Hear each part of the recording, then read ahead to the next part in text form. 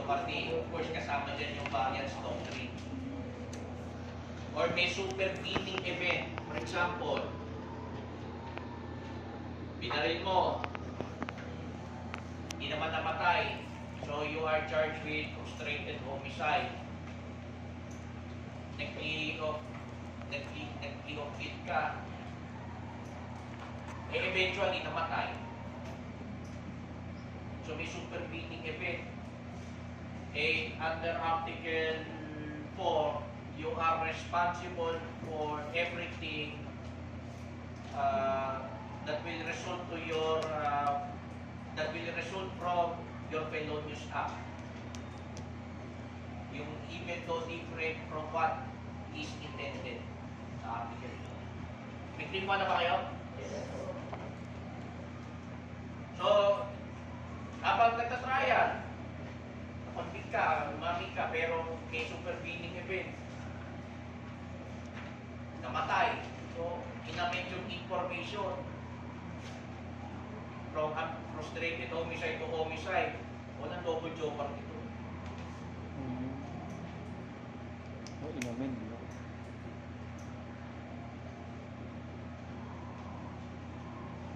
Hindi siya substantial amendment. Formal amendment lang siya. Provisional dismissal. Provisional Take note of the 2003 case of People versus Pamphilo Lacson.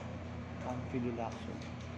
Take note of the elements of a valid provisional dismissal. Pag provisional dismissal class, pansamantalang hindi dismiss. Ibig sabihin, pansamantalang tulog. Dismiss naman yung kaso, pero pwedeng buhayin sa loob ng 2 years o more than 6 years ang penalty. 1 year pagka less than 6 years ang penalty. Provisional dismissal. Take note of the elements, ha? Take note of the elements in People versus Pamphilo Lacson. 2003 case yun. Now, ano ang sabi ng Supreme Court? Mag-i-start lamang yung time bar rule. Yun yung time bar eh. Time bar rule, yung 1 year, 2 years eh. Mag-i-start yung time bar rule. Anong alagay sa rules? Time bar rule. After the issuance of the order.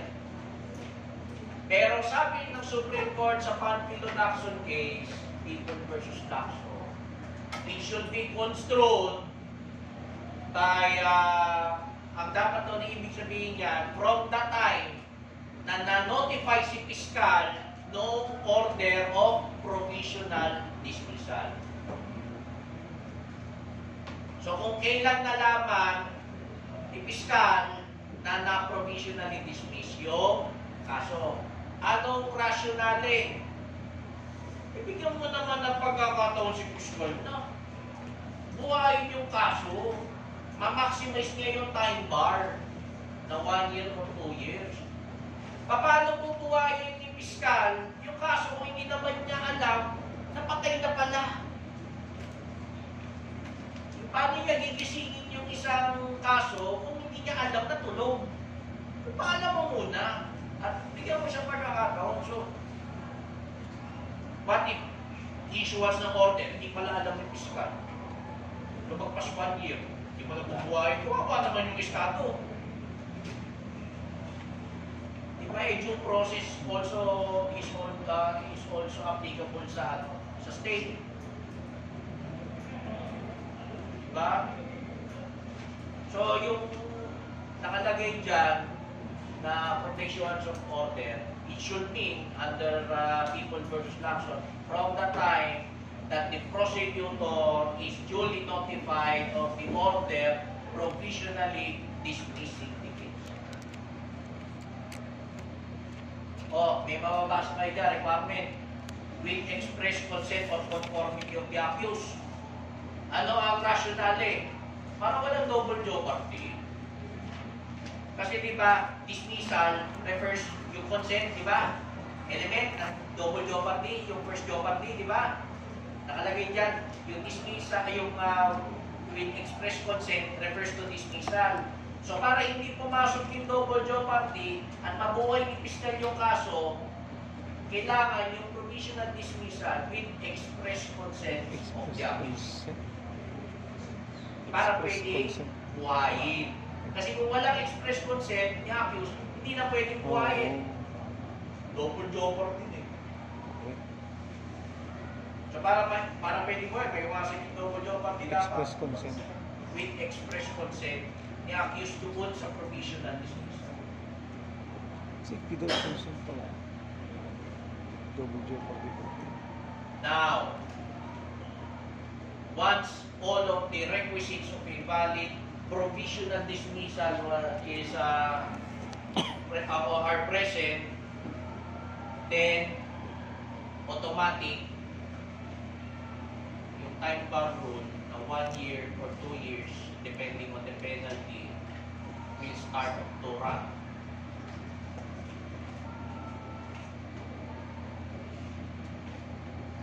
Pag napaso yun, doon magiging permanent yung dismissal.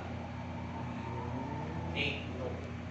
Marami akong nakikita ng abogado Dismissal. na pag napaso yung time bar rule, yung 1 year, 2 year, pag napaso, magpa-file ng motion for permanent dismissal, which is wrong. Why?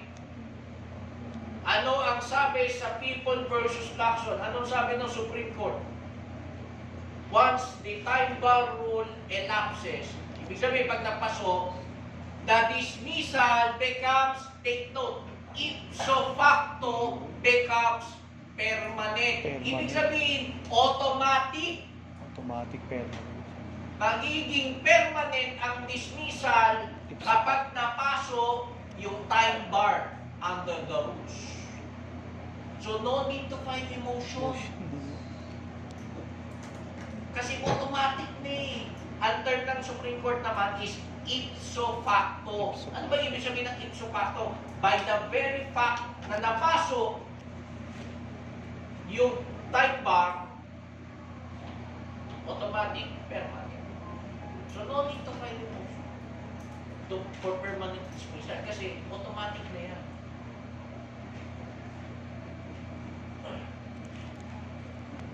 Actually, yan yung mali ng post ko dati. Ipso facto. Ang nangyari, ako kasi yung troubleshooter sa Pauno. Yung boss ko, may hinawakan kaso sa RTC, trafficking, nagbenta ng bata. Pero may depensa naman yun.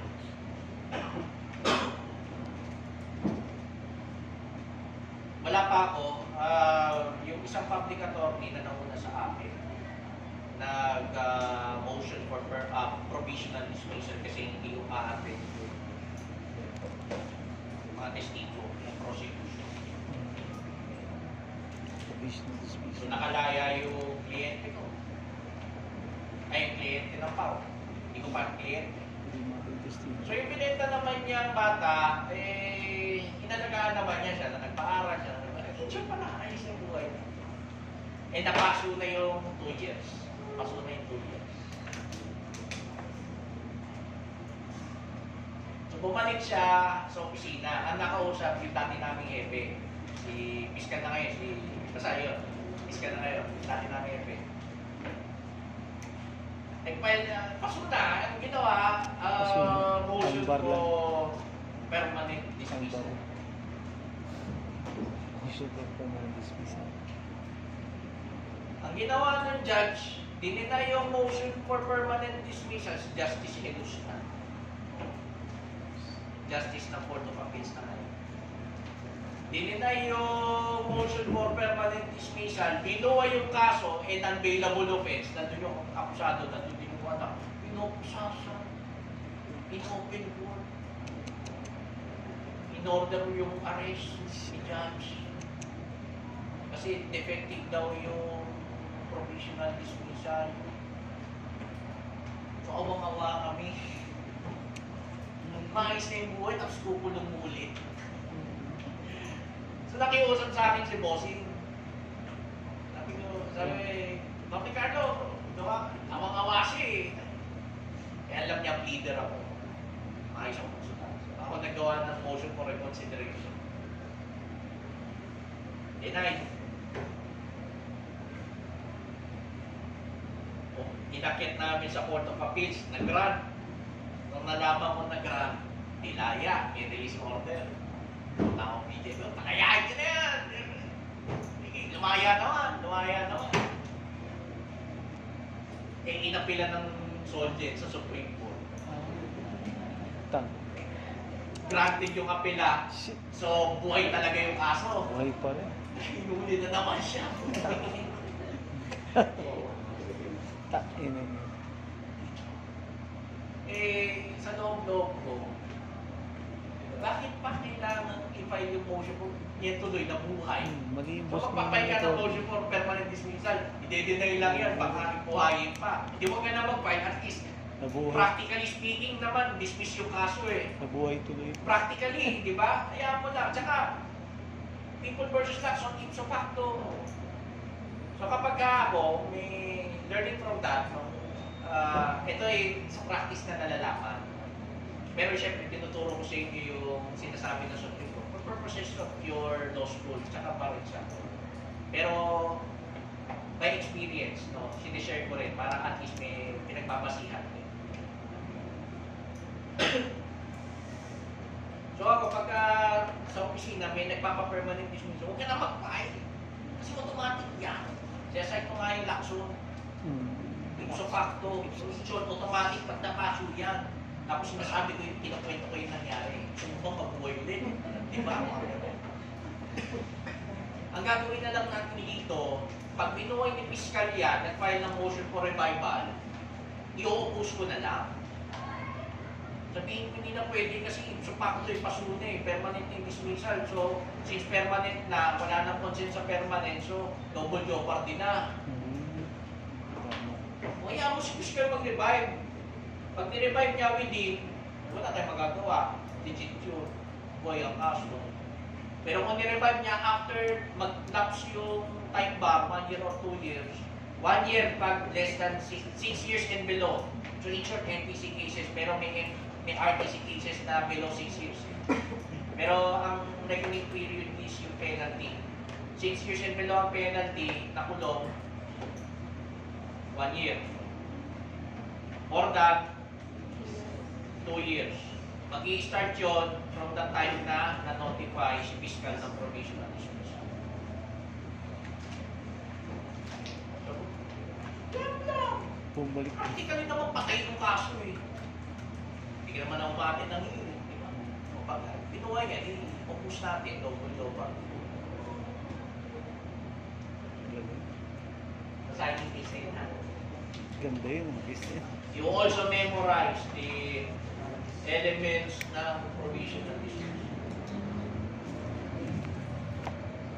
O section 9 talks about omnibus motion. Yung exception dyan, yung ABGNI ng section 3, yan yung mga not waivable. Pre-trial, sa continuous trial, sabay na ang arraignment and pre-trial ha.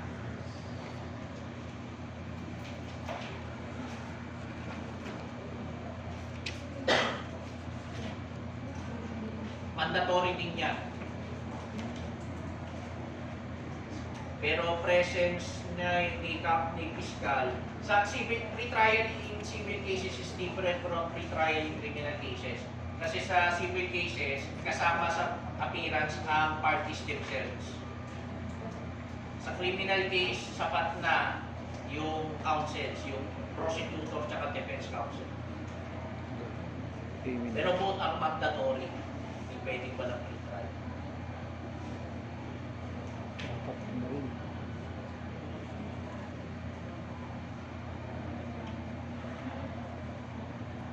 Pwede ding i-modify yung order of trial niya. Wala bang ano to? Whiteboard marker. Anyways. Just use your imagination.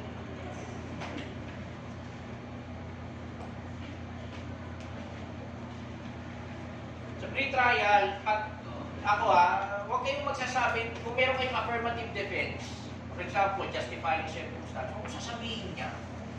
Kasi kapag sinabi mo yan, magre-reverse trial kayo. Ibig sabihin, depensa ang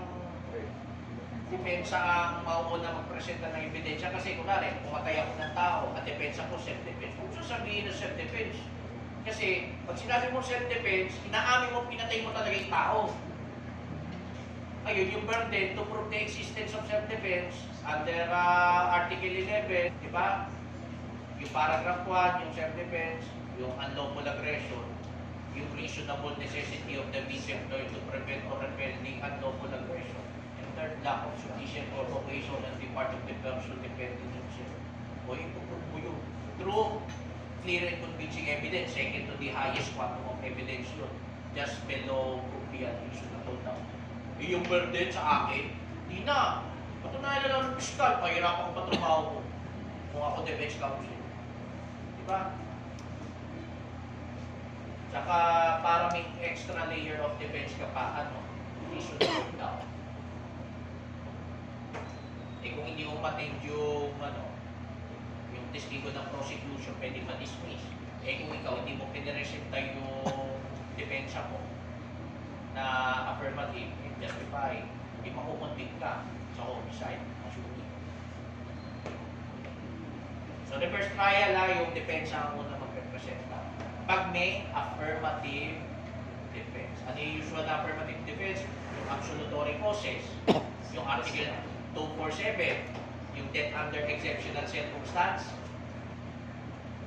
O, alam niyo yun, absolutory cause yun. Yung asawa mo, nahuli mo sa aktong nakikipagtali, People versus Abarca. Abarca. Francisco Abarca or Abarca. Naku, lupat. Yung 247 na case, classic 247 na case. Eh kung yun ang depensa mo, pre-trial sinabi mo, hindi magre-reverse trial kayo. Papatunayan mo yung elements mo. So justify, ano yung mga justify? Self-defense, defense of relative, defense of strangers, performance of a duty, diba? Controllable fear, uncontrollable fear. State of necessity. Alam niyo yun? People versus affair. Tatawa nga ako sa bahay. Nagyayari ko, student kasi may asawa siya, si Francisco.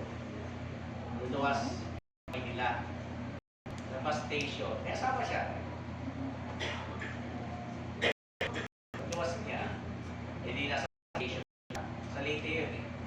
Bus station, palong ng Maynila, law student eh. So alam niya yung 247. Nangyari, may nakalimutan siya. Ang galing, ang nangyari, bumalik siya ng bahay. Pagbalik siya ng bahay, nahuli niya sa akto yung kasama niya na nakikipagtalik na sa kumpare niya. Nung nahuli, nakatakas parehas. Hindi kagad hinanap ni Francisco. Ang nangyari, ginawa niya muna, punta siya sa tropa niya sundalo, meron ng Armalite. Tapos sa pagkairam ng Armalite, bumalik sa bahay, wala na. Hinanap niya.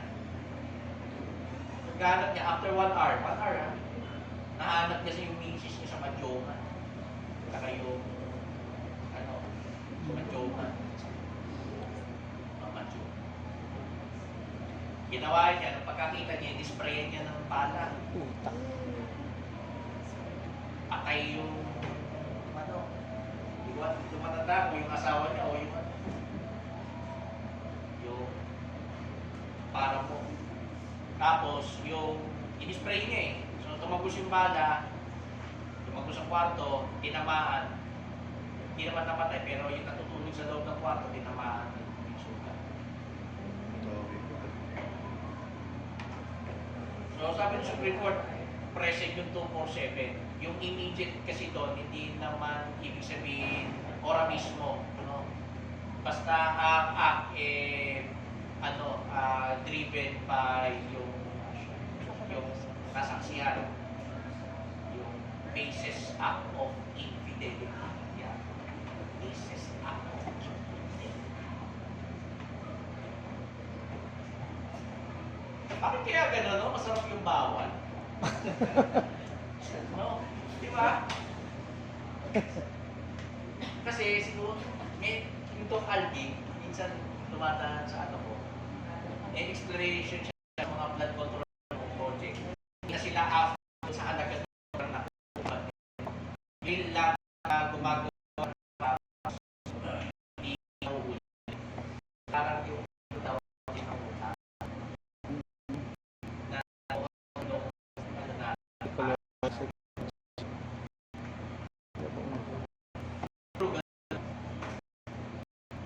pero doon sa ngayon, yung big sa bagay sa minor parish and emergency, hindi doon sa sugatan niya ano, kasi hindi siya nag-isip. Doon sa ganyan. So much for that. Trial. Trial dito nagpe-presenta ng ebidensya. So, paano yung trial nito? Ang trial, ganito yan eh. Diba, 10 days pag nakapulo, 30 days kapag hindi nakapulo and free trial. Tapos pag na-terminate free trial within 30 days, bibigyan ng panahon for para mag-prepare sa trial. 30 days from termination, magta-trial. Ang trial period is, as a general rule,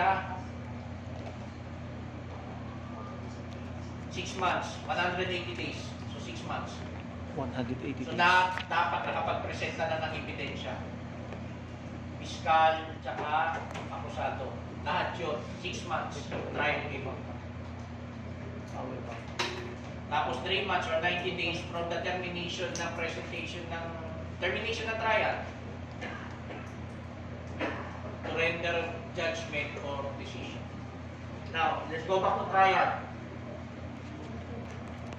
Sa pre-trial kasi, sineset na yung trial dates. Kailan yung ipipresenta yung supposed witness. Pero dapat, pasok yun sa 180-day period ng pista o ng trial. So, paano yung order of trial? No? Pala, sa drug cases, 60 days ka ng trial period. Pero general ng trial in general, 180 days. Ang una magpe-presenta ng ebidensya is prosecution's evidence in chief.